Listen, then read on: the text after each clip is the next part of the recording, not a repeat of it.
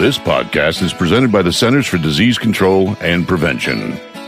Welcome to Shift into Better Health, the National Diabetes Prevention Program's podcast series for lifestyle change program enrollees.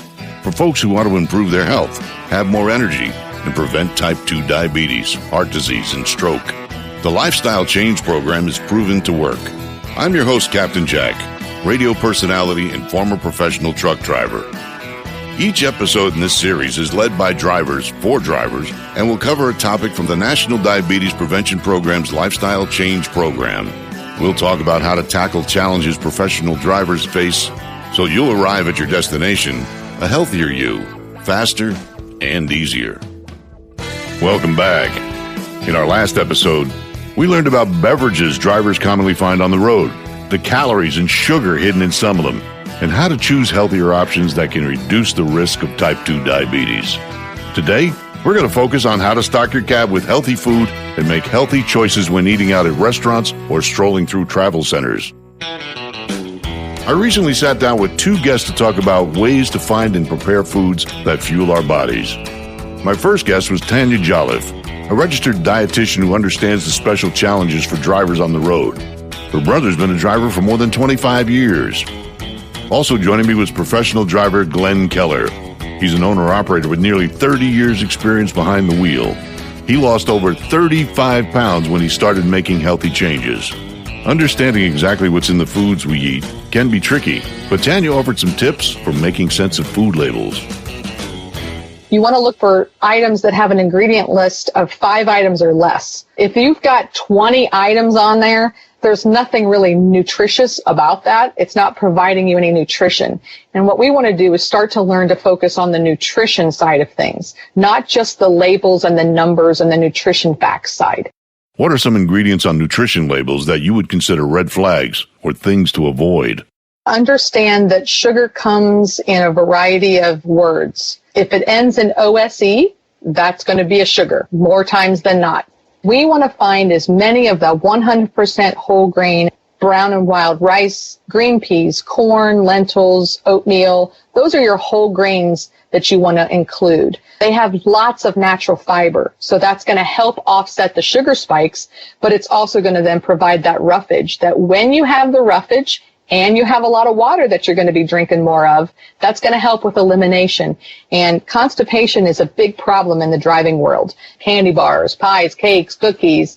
We want to start to think of those sweet treats as the things that we do for special occasions. For the birthday party for a grandchild, for a wedding cake, for a birthday party, an anniversary. We want to save those. When I go in the truck stop, I walk past all of that stuff because the good stuff is on the other end of the store. I want to find the good stuff and I want to consume that and be healthier. A lot of people stay away from dairy as they get older. That's just not something that they consume. But it's still very important because you need the calcium and you need the magnesium. You need those for your bones. Non-fat Greek yogurt or Icelandic varieties of yogurt has a third of the carbohydrates of conventional yogurts. So it's a high protein, low carbohydrate, good dairy source. What about fruits? We don't want to avoid fruits. We want to go in its whole form if at all possible because that additional fiber. So apples and apricots and blueberries. Everyone needs a snack every once in a while, especially on longer drives. Tanya shared one of her personal favorites. It's easy to make and healthy to boot.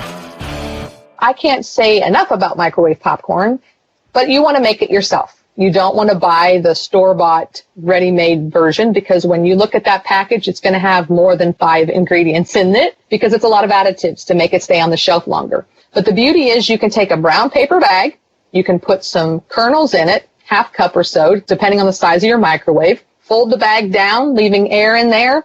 Lots of microwaves now have a popcorn button right on them. You push the popcorn button, the popcorn is made. You can use all kinds of salt-free seasonings. There's blends that are already out there. You can add those blends right in, shake up the bag of the popcorn, and you have microwave popcorn, low calorie, high fiber, lots of crunch, keeps your hands busy.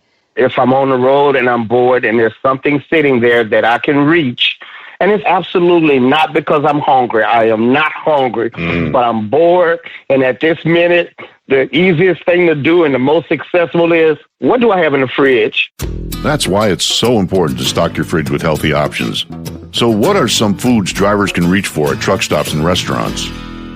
Drivers can find truck stops and restaurants with healthy options because there are healthy options at every stop they make. They aren't going to be the most popular, and you're maybe not going to have 2 and 3 and 4 choices. You might only have one choice, but there is always a healthy choice, and there's healthier choices now more than ever.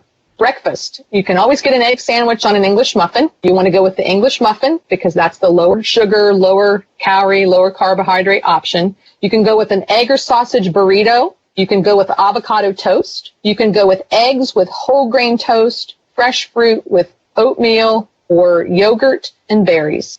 Lunch. If you're going with the double sandwich, the double stack, the biggie size, the giant size, the words alone should tell you that it's more than the serving size that you should have. So a classic or junior size sandwich or wrap, a side salad with a vinaigrette dressing, a natural applesauce or a piece of fruit. Lots of the restaurants have children's pack menus. You can ask for the children's apples. I do it all the time. And sometimes I say, could you throw in 2 children's apples for me instead of the French fries? So you just have to ask. They're more than happy to do that. Dinner, even if you're stopping for a nicer dinner at one of the travel center's sit-down restaurants, usually grilled pork chop, grilled chicken breast, grilled salmon, or a medium to medium well steak with a salad with vinaigrette dressing, green beans or broccoli, mixed fruit, natural applesauce, or unsweet tea or water. We could be selective about what we choose to put in our bodies because it is out there. Sometimes we may have to look for it. It may be on the other end of the store somewhere. We may have to pass everything that's not really good for us to get to it. But if it's really our plan to be healthy, it's possible. It's doable. Yeah, we have to put on blinders, I guess. I'm also an advocate for saying something. You see, it's up to us to ask for healthy foods to be right up in front at the truck stop instead of hiding in the corner. And it's up to us to ask about healthy options at a restaurant when we don't see them on the menu. The best strategy that a driver can use when they're eating away from home, eating on the road, is plan, plan, plan. You want to know what you're going to get when you need to pick up snacks or additional drinks or whatever, because you're going to be lured by the other alternatives. It's going to kind of make you rethink yourself. And we all believe we deserve everything, right? So we believe, oh, I've worked hard, I've been up late, I've made good time, I deserve this treat, I deserve that treat. And you're right, you do, but you have to think about what am I setting myself back from versus what am I gaining by this treat that I'm giving myself. So have a plan, work a plan. That's your best bet for meals or snacks. It was just breaking old habits, and it was hard, it was tough. Because I was never starving, but just the idea of breaking the bad habits. And I had a friend tell me that in order to be successful, to exchange bad habits for good habits. So I needed to change a whole lot of bad habits into good habits. With the right equipment and enough planning, you can prepare healthy foods yourself and store them in your cab. Don't let that idea of food prep scare you that you have to do all of that. Food prep is nothing more than making sure that you have the snacks and the options available to you when you need them. So food prep is nothing more than saying, I have the popcorn or I have this or I have that. Food prep is having what I need next to my seat in my cab ready to go when I'm going to need it when I'm on the road. It doesn't do you any good if it's back in your cupboard. It doesn't do you any good if it's back in your refrigerator because you can't get it while you're on the road stuck in a traffic jam, right? I'm actually in the process of having an auxiliary power unit put in my truck for a number of reasons, but one of which being able to actually put a refrigerator in there. I have used the ice chest. I've used the 12-volt thing. The ice chest was a little cumbersome for me, having to buy ice every day. So there were times that I used the little 12-volt thing, and it wouldn't be long before it went out. So, Tanya, how can drivers make the most of our limited space? Plastic containers are nice, but they can be bulky. Like if you have a fourth or an eighth of a cup of something, you have a whole lot of empty space, and it's taking up a lot of volume in a very small area to stack it or store it. The thing that I love the most are reusable silicone bags. They are lightweight. They are easy to stack. You can stack them up standing up or laying down, and they can expand. Here's another one that I have heard of a few drivers doing.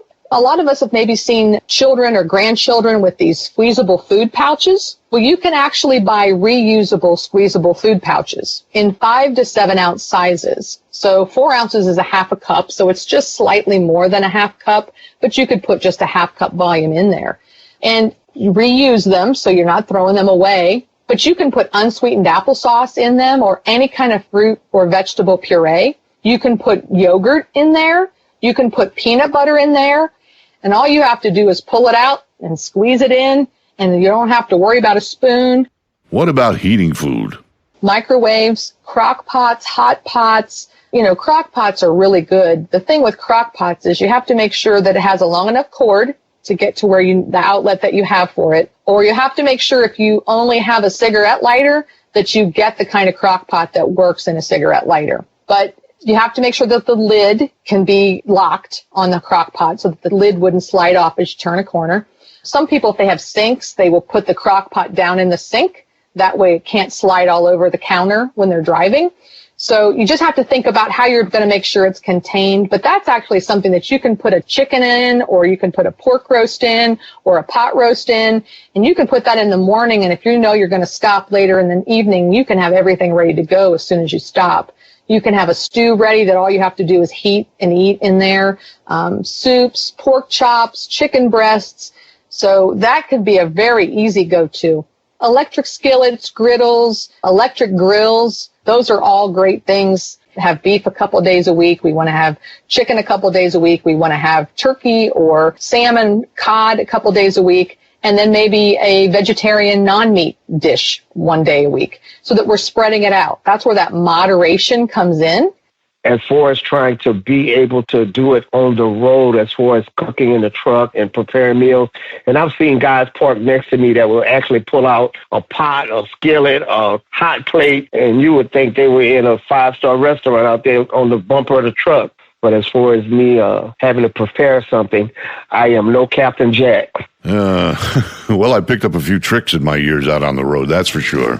Well, that's all for today. I'd like to thank Tanya and Glenn for joining us and sharing their insights. Next episode, we'll chat about getting active. In the meantime, I encourage you to try one of the substitutions Tanya suggested next time you're at a restaurant. Swap out those French fries. Get some apple slices instead. Remember that America needs you healthy. Your family needs you healthy. You need to be healthy to continue living this trucking life. We're on this journey together, every mile of the way. For the most accurate health information, visit cdc.gov or call 1-800-CDC-INFO.